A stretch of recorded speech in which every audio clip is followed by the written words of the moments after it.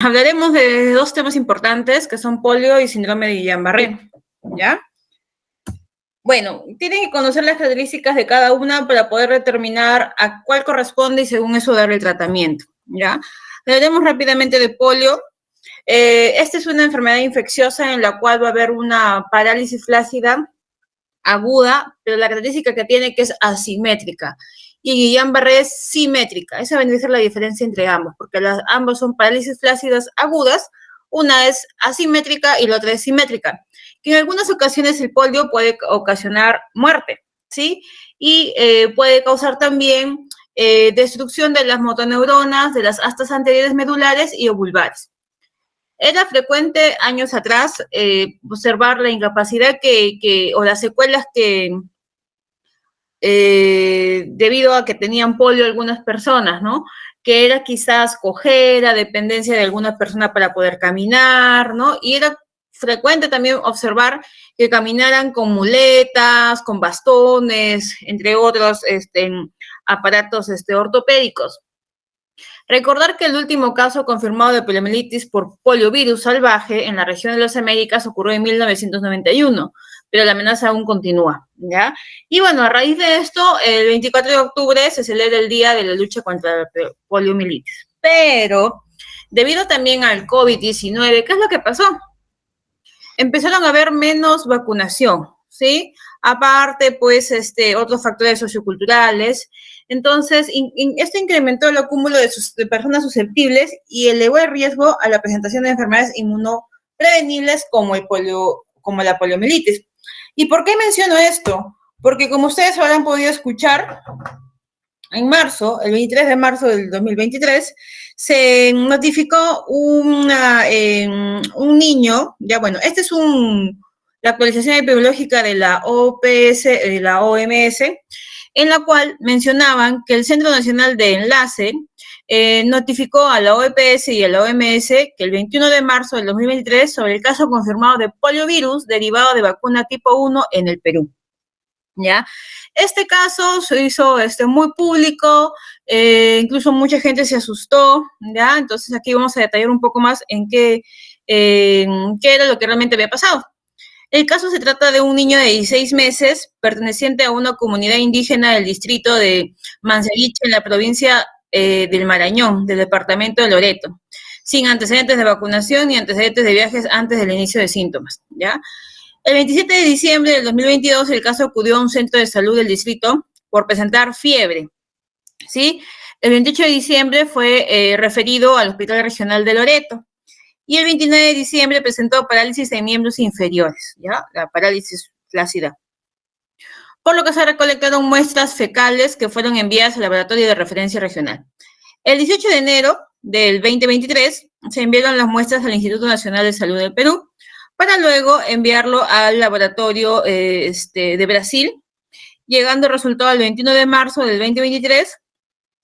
El Instituto Nacional de Salud de Perú recibió estos resultados y confirmando la detección de poliovirus derivado de vacunas serotipo 1, la cual no es la polio salvaje, ojo, es la poliovirus derivada de vacunas serotipo 1, que es podría ser una de las más frecuentes debido a poblaciones que no han sido vacunadas, ¿ya? Actualmente este caso se encuentra estable, aún presenta parálisis en miembros inferiores, y bueno, luego ya los papás pidieron retiro voluntario, ¿no? Y se fueron pues a su distrito, que es en el departamento de Loreto, ¿no? Que es en Manseriche. Ahora, aquí había un dato muy importante también. Por ejemplo, el distrito de Manseriche en los últimos 5 años tuvo las siguientes coberturas de tercera dosis de vacuna contra el polio. O sea, que hayan recibido 3 dosis. En el 2018, con 87.4%. En el 2019, 96.5%. En el 2020, 66.6%. En el 2021, 33.8%. Y en el 2022, pues 43.6%. Han ido viendo cómo en los años, sobre todo de la pandemia, bajó más la cobertura, y no solamente de esta vacuna, sino de todo el esquema de vacunación. En el 2022 no registraron casos de parálisis flácida aguda en el distrito de Manseriche. Sin embargo, se notificaron 8 casos de síndrome de Guillain-Barré en personas del grupo de edad de 18 a 60 años. No es muy común todavía, ¿no? En niños, Y en el 2023 se ha notificado un caso, bueno, en este caso también de Guillain-Barré en adultos de 50 años, ¿ya? Entonces, como hemos podido ver, sí, la parálisis flácida, por lo menos la polio, derivados de tipo 1, derivados de vacuna tipo 1, ha sido este caso que se ha sido tan comentado en marzo, ¿no? Que hace un mes, pero ya este paciente pues fue aislado y se hizo todo lo que fue la notificación, sobre todo los que tuvieron contacto con este pequeño. Posteriormente no ha habido otro caso, por lo menos que lo hayan mencionado. Y como había mencionado, la cobertura en los últimos años pues ha sido baja, ¿no? Lo ideal es que sea, idealmente sería 100%, ¿no? Pero como ustedes pueden ver, hemos llegado incluso hasta en Perú, 79% aproximadamente. Igual la cobertura de vacunación, ¿no? 21 a 22, ¿no? En el año 2021-2022 no es todavía la adecuada, ¿sí? Incluso nosotros podemos ver aquí, donde está tan, acá está, al 2022 con 3 dosis era un 79% nada más, ¿no? Igual, en este caso, estimación del número de susceptibles a poliomielitis.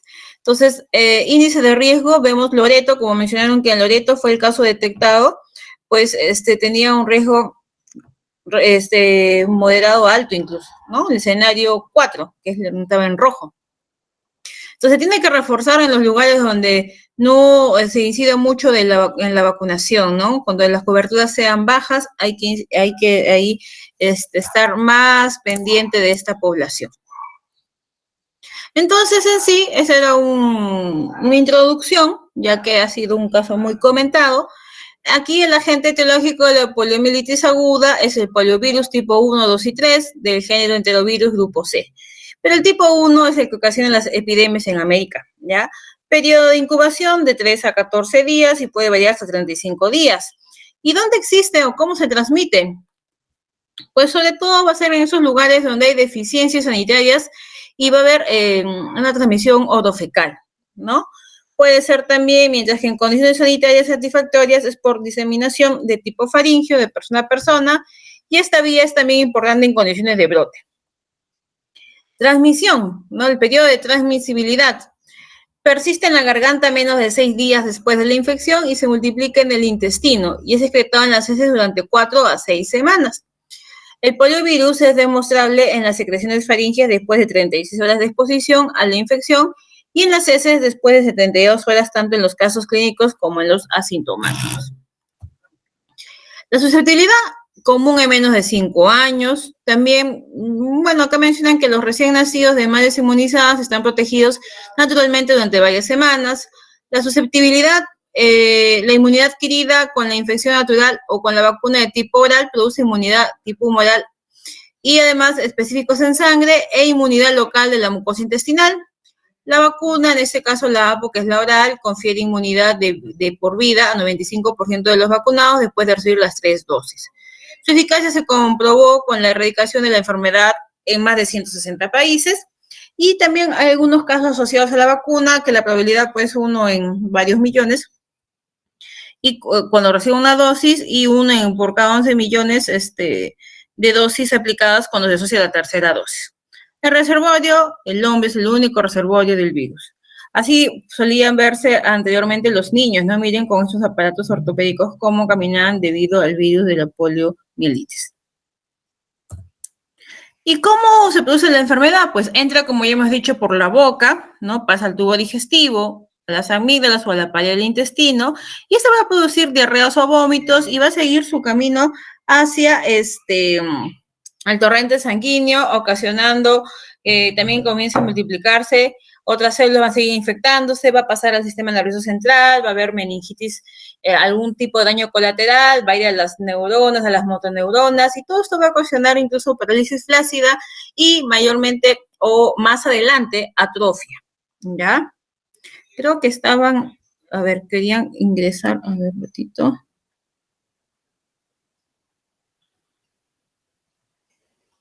Ya está, continuemos. Listo. Entonces, es el cuadro clínico. Hay 3 patrones básicos de la infección por polio, que son la infección subclínica, no paralítica y paralítica. Aproximadamente el 95% son infecciones subclínicas que pueden pasar inadvertidas. En las formas sintomáticas, la polio puede ser abortiva, leve o menor, en un 4 o un 8%, con enfermedad febril con manifestaciones faringias y digestivas, que corresponde a la multiplicación inicial del virus y es difícilmente diagnosticable. La no paralítica o meningio, que es un menor porcentaje, con la anterior con manifestaciones meningias, o paralítica, que es 1% o menos. Tras las manifestaciones de una polio abortiva, aparece una parálisis flácida y asimétrica. Y contractura también, ¿no? En este caso, dolorosa de los músculos no afectados a consecuencia de las lesiones que produce el virus en las motoneuronas. Como se puede afectar tanto los medulares como los vulvares, también se han descrito 3 formas clínicas como la espinal, vulvar y vulvoespinal. La más frecuente es la espinal porque afecta principalmente las extremidades, o sea, es una parálisis flácida que empieza en extremidades. El grado y extensión de la lesión marca el que la parálisis sea reversible o no. La recuperación generalmente ocurre en los 6 meses siguientes al cuadro agudo. En caso contrario, se producen las deformidades, atrofias y contracturas típicas de su fase de secuelas. Hay algunos casos mortales, más en adolescentes y adultos que en niños, pero no se suele afectar ni la sensibilidad ni la conciencia. La infección subclínica va a haber malestar general, dolor de cabeza, garganta enrojecida, fiebre, dolor de garganta, vómitos. Podrían no presentar incluso síntomas o podrían durar solo 72 horas o menos.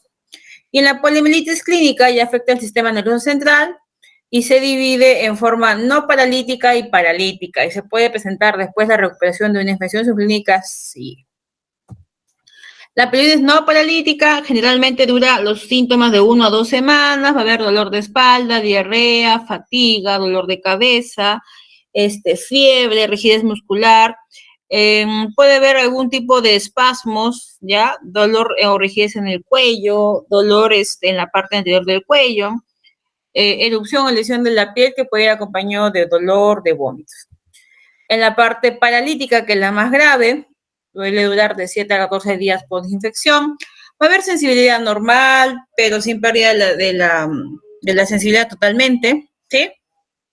Distensión abdominal, puede haber dificultad para respirar, estreñimiento, incluso puede haber alguna alteración para comenzar a orinar, algún babeo, dolor muscular, ¿sí? Asimétrico, acuérdense, de inicio rápido, sensibilidad al tacto también, puede ser también rigidez de nuca, espalda o dificultad para deglutir. Entonces, fiebre al inicio de la parálisis va a estar presente en la poliomielitis. La irritación meningia generalmente también va a estar presente. Es una parálisis asimétrica en la cual va a haber sensibilidad conservada, parestesia un poco raro, puede haber reflejos tendinosos disminuidos o abolidos, y el líquido cefalorraquídeo al inicio de la enfermedad puede haber una celularidad aumentada con proteínas normales aumentadas en un 25%. El síndrome post-poliomielitis, como podemos ver, va a haber aquí ya va a pasar, ataca al 20 a 40% de las personas sobrevivientes de la polio después de varios años, ¿ya? Va a haber probablemente problemas de deglución, desgaste muscular, fatiga, disminución de la tolerancia a las bajas temperaturas, ¿ya? Entonces, si vemos quizás algún adulto, ¿no? Que tenga alguna dificultad para caminar, ¿no? O tenga algún tipo de problema quizás de fatiga o problemas de deglución o respiración y ha tenido polio, pues estaríamos hablando de un síndrome post-poliomielitis. Diagnóstico, en este caso, considerar, ¿no? Dentro de los diagnósticos diferenciales de parálisis flácida aguda, principalmente hacemos el diagnóstico diferencial con Guillain-Barré, ¿ya? Y bueno, se va a tener que desarrollar o evaluar a través de detectar si es de polio salvaje o no, y se va a tener que solicitar un PCR también, ¿ya? Además de que se puede buscar en secreciones, el virus en secreciones respiratorias, en heces y en aguas residuales y en líquido cefalorraquídeo. Diagnóstico diferencial, como les había mencionado, también hay que tener presente la miastenia gravis, la mielitis transversa, intoxicación por algodón fosforados o por algún metal pesado, botulismo, meningoencefalitis, entre otros. Tratamiento sintomático, las formas paralíticas requieren hospitalización del paciente, deberíamos hacer una evaluación neurológica periódicamente y pasar a la fase aguda, el paciente debe continuar o iniciar el esquema de vacunaciones, pues no queda protegido contra los otros tipos de serotipos de poliovirus. Es el esquema de prevención, ¿no? El esquema de vacunación, que debe recibir la vacuna de la polio a los 2, 4 y 6 meses. También debe recibir lo que es sus refuerzos a los 18 meses. Y como pueden ver ahí también, su segundo refuerzo de la APO, que es la poliomielitis, a los 4 años. Entonces, 2, 4, 6, 18 meses y 4 años. La presentación de la vía oral, en este caso, en forma líquida, como gotero. Seguro que ustedes cuando vayan a rotar en primer nivel de atención van a ver cómo es la aplicación de esta vacuna, ¿no? Es vía oral. Ya he mencionado también que la eficacia es cercana al 100% con 3 o más dosis, y en ese caso vía administración es oral, pero hay unas contraindicaciones, por ejemplo, si el niño tiene cáncer, VIH, o toma esteroides a largo plazo, pues tendríamos que diferirlo. Eso es con respecto al polio. Con respecto a Guillain-Barré, es una polirradiculoneuritis aguda, ¿ya? Es una enfermedad autoinmune desencadenada por una infección viral o bacteriana, en la cual consiste en afecciones, sobre todo neuropáticas, caracterizada también por debilidad progresiva y reflejos disminuidos o ausentes, ¿ya? Y suele ser simétrico, ¿sí? De comienzo distal y puede ir avanzando, por eso que en algunos casos puede tener incluso dificultad para respirar, ¿ya? En este caso va a haber una disociación albúmina citológica en el líquido cefalorraquídeo. El Guillain-Barré puede ocurrir a cualquier edad, siendo más frecuente en adultos que en niños y extremadamente raro por debajo de los 2 años de edad. La incidencia en niños se estima entre 0.4 a 1.3 casos por 100.000 niños menores de 14 años. En pediatría es frecuente la afección de los nervios sensitivos y autónomos produciendo dolor y parestesias. En este caso, hasta la semana epidemiológica 10 se habían observado o se habían notificado este tipo de enfermedad en estas regiones. Por ejemplo, había en el centro, que es Ayacucho, Huánuco, Junín, en Lima y Callao, en Ancash, Cajamarca, La Libertad, en Loreto, San Martín, en Cusco, a lo que va la semana epidemiológica 10, que vendría a ser más o menos la quincena de marzo. Ya en Tacna todavía no había hasta el momento, en este año, alguna notificación de esta patología. Pero se vio que en estos casos, por ejemplo, habían también afecciones respiratorias, ¿no? Había hipertensión como comorbilidad, también era ascendente, por ejemplo, de que venía desde los miembros inferiores e iba subiendo, ¿no? Las molestias, ¿ya? Dos tercios de los casos han padecido de una infección del tracto respiratorio o gastrointestinal 1 a 3 semanas antes que empiece esa debilidad, esa flacidez aguda, ¿ya? Los gérmenes más frecuentes a la cabeza, el Campylobacter jejuni, eso es a la cabeza, ¿ya? Luego también puede ser el citomegalovirus, el virus de Epstein-Barr, Haemophilus influenzae, entre otros. Y existen 4 formas clínicas en pediatría, que es de las más frecuentes, pero entre las 4, la que más predomina es la polirradiculoneuropatía desmielinizante inflamatoria aguda, el PDIA o el PEDIA, ¿ya? También tenemos la neuropatía axonal motora aguda, que es la NAMA, la neuropatía axonal sensitiva y motora aguda, que es la NASMA. Y la variante Miller-Fisher, que se caracteriza por oftalmoplegia, ataxia y arreflexia con escasa debilidad, ¿ya?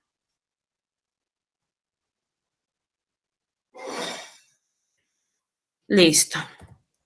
La fase aguda se puede durar dentro de horas a semanas y va a ser súbita, progresiva, instalación súbita, pero los síntomas van a ser progresivos. El síntoma de presentación más habitual es la debilidad muscular simétrica. Nuevamente repito, chicos, simétrica, generalmente ascendente, ¿ya? O parálisis flácida, que puede presentarse en su inicio como una alteración de la marcha. Dificultad para correr, subir escalera, andar o incluso permanecer en bipedestación.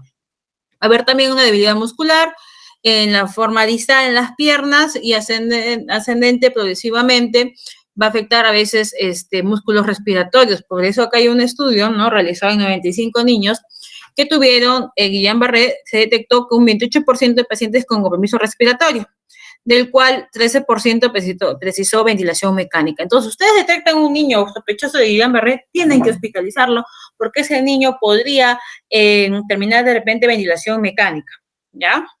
Va a haber también ausencia de reflejos osteotendinosos, que suele acompañar a la debilidad muscular desde un inicio de la enfermedad. Se pueden afectar los nervios craneales, la afectación bilateral del séptimo par, que es la más frecuente.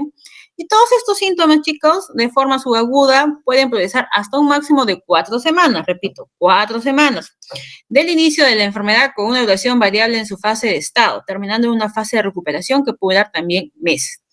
El comienzo de la recuperación es entre 2 y 4 semanas después de cesar la progresión. Listo. ¿Cuáles son los criterios de diagnóstico? 1. Debilidad progresiva en más de un miembro, ¿ya? Y el cual va a haber afectaciones variables, pero desde la mínima debilidad en las piernas con o sin ataxia o parálisis total de las 4 extremidades.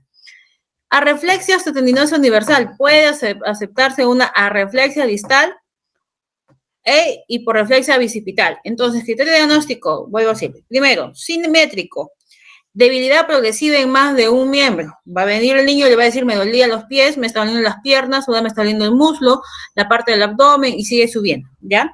Y arreflexia. Esos criterios, este es un Guillain-Barré.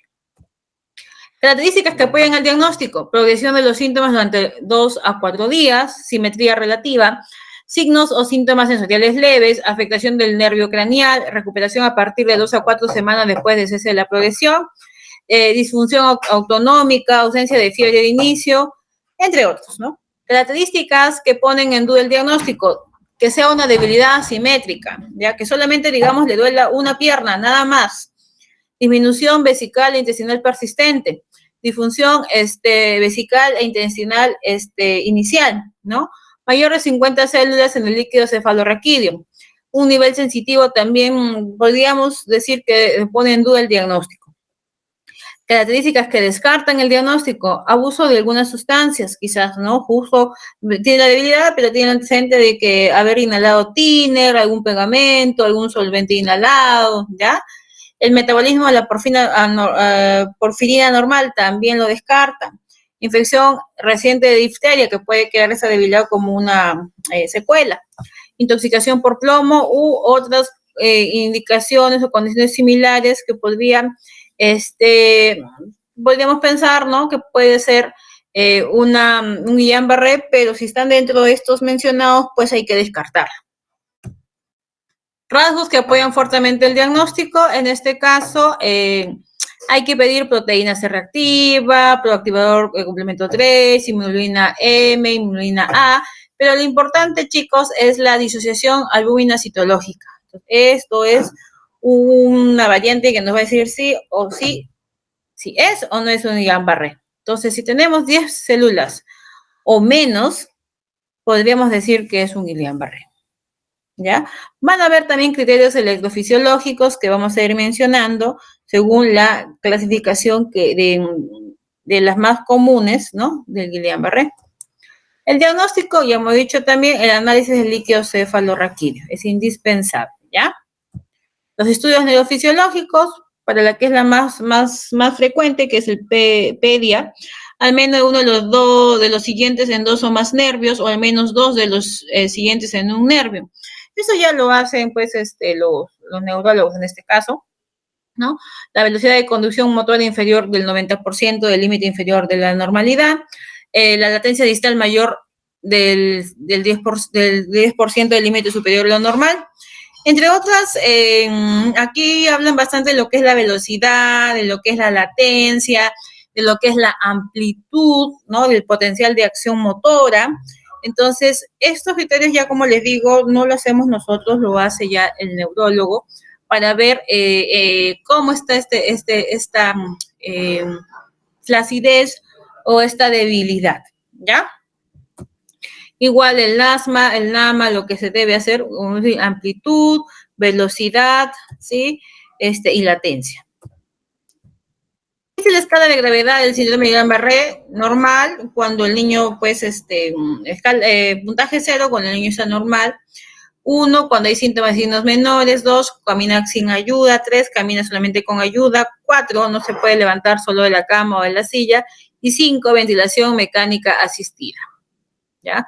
Nosotros hemos tenido el caso de niños, sí, que ha tenido, habrá estado entre el 3 y el 4 aproximadamente en la escala de gravedad. Diagnóstico diferencial, muscular, una miositis infecciosa, inflamatoria o metabólica. También podría ser, si es la unión neuromuscular, el botulismo, la miastenia gravis. Tenemos también la poliomielitis, ¿no? Porque ya hemos dicho que la poliomielitis afecta a la motoneurona anterior. Algún tipo de compresión medular, alguna ataxia aguda cerebelosa, o entre otros. Tratamiento. Todo paciente con síndrome de Guillain-Barré debe ser ingresado con el objetivo de estudiar la progresión de la enfermedad, ¿no? Ustedes ven una sospecha o atienden a un paciente y están sospechando de Guillain-Barré, chicos, no lo dejen ir, hospitalícenlo, ¿ya? A veces es mejor exagerar, porque ha pasado de que no, sí es una debilidad, bueno, eso va a pasar, es un desgaste que tiene, y el día siguiente vienen con más debilidad, entonces es peligroso. Tratamiento general: preservar la capacidad ventilatoria, apoyo de oxígeno y de ser necesario ventilación mecánica, ¿ya? Monitorización cardiovascular, tratamiento de trastornos autonómicos de presentarse, prevención y tratamiento precoz de las infecciones, y nutrición e hidratación adecuada, prevención de escalas cutáneas, porque como algunos están en cama, ¿no? Varios días, entonces eso hay que evitar. Tratamiento específico: gamma globulina intravenosa, dosis total 2 gramos por kilo. También recomiendan la plasmaféresis o la neurorehabilitación, que es la estabilización motora, ortesis o algún tipo de férula. Pero la que más usamos es la gamma globulina. En estos casos, es recomendable comenzar con la inmunoglobulina y dejar a la plasmaféresis como una alternativa en caso de fracaso o de recaída. Ya, chicos, tengan presente eso. Pero eso ya es un manejo ya de especialidad. Igual, las pautas, ¿no? La pauta habitual es de 0.4 gramos por kilo de peso y dura 5 días. Son 2 gramos por kilo en total. Y los efectos adversos más comunes son cefalea, fiebre, mialgia, vómito y rash cutáneo. Mencionaban también los corticoides, pero los corticoides en la actualidad no están indicados como fármaco de primera elección, ya que en múltiples ensayos en adultos se ha demostrado mejor eficacia de la gamma globulina por vía intravenosa y la plasmaféresis en respecto a los corticoides. Entonces, lo ideal es la gamma globulina, la plasmaféresis y por último los corticoides. Los casos graves, estadios más avanzados, requieren 4 recambios y su evolución no mejora aumentar a 6. Los recambios son de entre 40 cc kilo en cada uno y se hacen a días alternos. Las recaídas, en este caso, se pueden tratar con nuevos recambios plasmáticos o bien con inmunoglobulina G endovenosa. Pronóstico mayormente es bueno, más del 90% de estos casos, y de la síndrome de Guillain-Barré más frecuente, que es el PEDIA, ¿no? Y casi la totalidad de los casos de Miller-Fisher se recuperan íntegramente. La severidad del cuadro clínico es importante como factor pronóstico. El 40% de los niños afectados pierde la marcha durante la fase aguda de la enfermedad y alrededor de un 15% necesita soporte ventilatorio, ¿ya? Los niños con la forma más severa tardan entre 6 meses y 1 año en alcanzar la recuperación completa. Y un 5 o 10% queda con secuelas sensitivas o motoras menores, generalmente distales, en las extremidades inferiores. La mortalidad publicada en la literatura es de 1 a 5%. Pronóstico igual. De la NAMA, por ejemplo, hay mayor porcentaje de secuelas, pero suele presentar una rápida mejoría en los casos en los cuales se produjo solo bloqueo de conducción en los nódulos de Ranvier, sin degeneración axonal, ¿ya? Los casos de NASMA, que es la neuropatía axonal motora sensitiva, excepcionales en el niño son los que tienen un pronóstico más reservado, ¿ya? Listo, chicos. Ahí está la bibliografía, sobre todo agregado el boletín de la OPS y la OMS de marzo de 2023 a propósito de la presentación de un de polio derivado de vacuna tipo 1, ¿ya? A raíz de la presentación en nuestro país. Ojo que no es la salvaje. ¿Listo? Y bueno, el boletín también informativo del 2023 hacia la semana 10 epidemiológica, en la cual nos detalla el síndrome de Guillain-Barré hasta ese entonces, que es la quincena de marzo. Listo.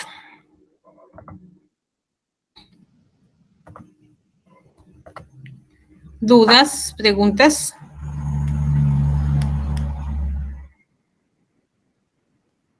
Entonces, solamente como resumen, la polio, el serotipo más común o el que más ha causado pandemias, ¿no? O brotes en América es la tipo 1.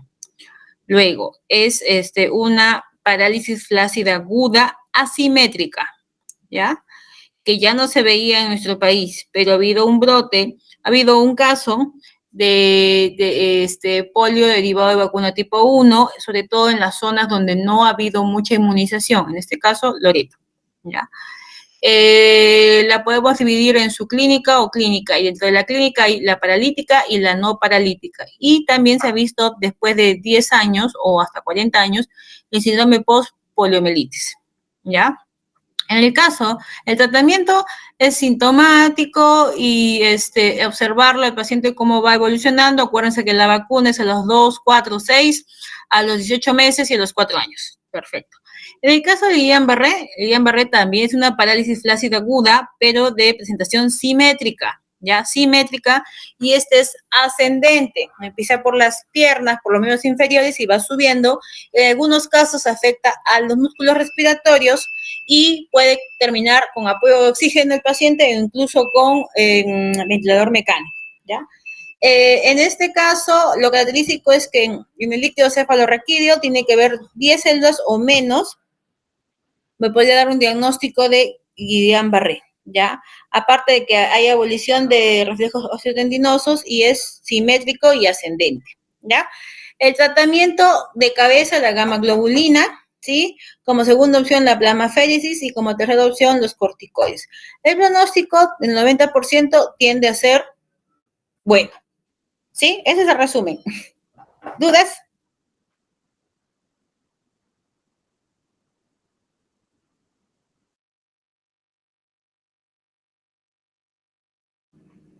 ¿Preguntas?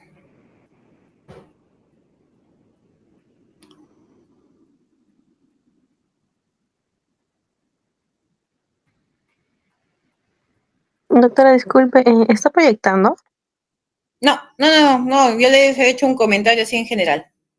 Ah, ya, pensé Ya que era dejé el de internet, proyectar ya. gracias. Sí, esas vendrían a ser las conclusiones, ¿no? De lo más resaltante de la clase. Doctora, una consulta.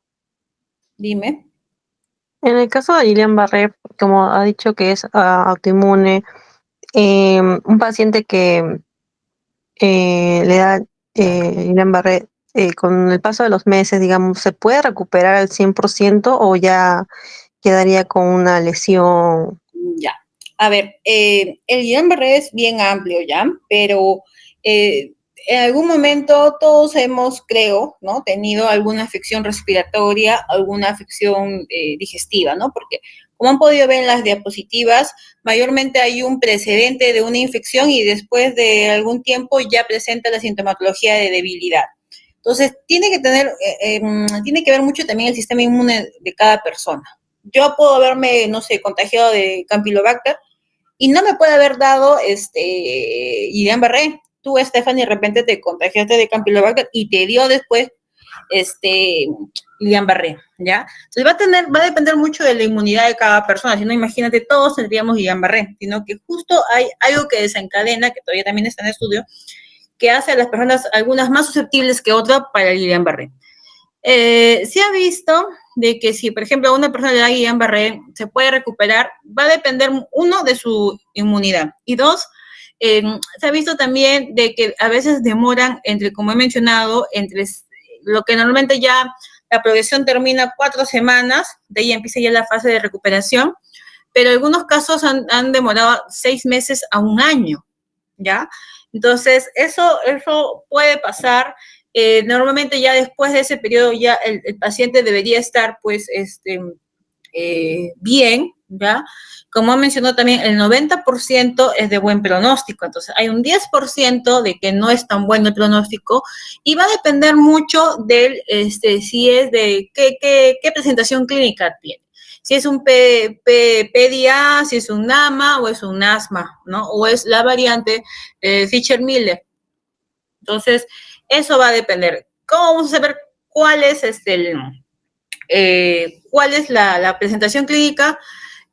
Con el diagnóstico que hemos dicho del líquido cefalorraquídeo y con a través también de los procedimientos neurofisiológicos, ¿no? Que hemos ido viendo la amplitud, la velocidad, la latencia, todo eso, ¿ya? Y como vuelvo a decir, el pronóstico, el 90% buen pronóstico, pero que sobre todo cuando es la presentación de la más común, que es la PDA, ¿ya?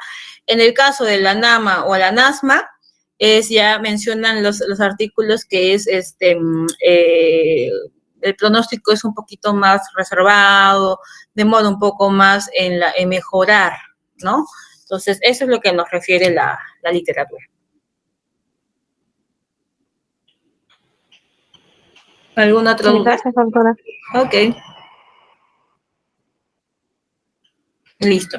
Creo que ha quedado claro, ¿no? O sea, he tratado, como le digo, de hacerlo algo práctico y que se queden con la parte que yo les he estado comentando sin las diapositivas, ¿no? El resumen de la polio y el resumen del Guillain-Barré, que es lo básico. Si bien es cierto, no pensábamos volver a ver ni siquiera la presentación de polio, que es derivada de la vacuna, o sea, bueno, decirlo derivada de la vacuna es como que la vacunaron y le dio polio, ¿no? Sino que es, sobre todo se llama polio derivado de la vacuna tipo 1, sobre todo porque ha pasado en la población que tiene menos prevalencia de vacunación. Entonces, ojo que no es la salvaje, porque muchos pensaban que era la polio salvaje, que esa sí es desastrosa, ¿sí? Pero no esa es la que hemos tenido por lo menos acá en el país. Pero también, si se dan cuenta, el caso que yo les comenté presentó desde diciembre, ¿no? Y el diagnóstico así ya específico se tuvo recién en marzo, entonces eso habría que quizás agilizar un poco más, pero a raíz de que se detectó el caso, se sospechó del caso porque fue una parálisis flácida aguda, ya se empezó a hacer lo que es el cerco epidemiológico de todas aquellas personas que tuvieron contacto con este niño. Y fue un niño de 16 meses que, bueno, los papás no lo vacunaron. Para 16 meses ya debió tener el esquema de vacunación de 2, 4, 6 meses. No lo tenía, ¿ya? Entonces hay que incidir en las vacunas, chicos, y si tienen familiares pequeños, pues que son los más vulnerables, como se mencionó, que son los menores de 5 años, pues que acudan a la vacuna, al vacunatorio, ya que es gratis, ¿ya? ¿Alguna otra duda? Creo que ya no hay dudas. Muy bien, chicos, le vamos a dejar ahí entonces. Nos vemos en la siguiente clase, ¿ya? Cuídense. Chao. Gracias, Hasta doctora. luego. Hasta luego.